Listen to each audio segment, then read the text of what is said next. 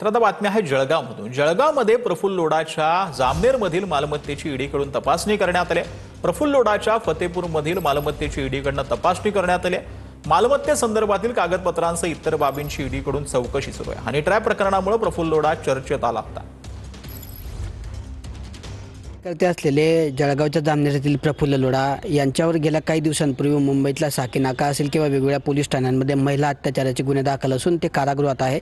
आज त्यांच्या जळगावच्या मालमत्तांची जी आहे ईडीच्या पथकाकडून तपासणी केली जात आहे। पहाटेपासून जे आहे ईडीचं 10 ते 15 कर्मचाऱ्यांचं अधिकाऱ्यांचं पथक या ठिकाणी जळगाव जिल्ह्यामध्ये दाखल झालेलं आहे आणि त्या माध्यमातून त्यांच्या जामनेरातील निवासस्थानाची असेल किंवा प्रफुल्ल लोढा यांची चिरंजीव जळगावच्या त्यांच्या निवासस्थानाची असेल किंवा फतेपूर मालमत्तांची असेल या सर्व गोष्टींची जी आहे तपासणी किंवा चौकशी ईडीच्या पथकाकडून केली जाते आहे आणि वेगवेगळ्या गोष्टींची जी आहे माहिती घेतली जाते आहे। प्रफुल्ल लोढा यांचे चिरंजीव असेल किंवा त्यांच्या पत्नी असतील किंवा सुनबाई असेल यांच्याकडून जे आहे वेगवेगळ्या गोष्टींची माहिती घेत आहे, तपासणी करत आहे, त्यानंतर चौकशी करत आहे।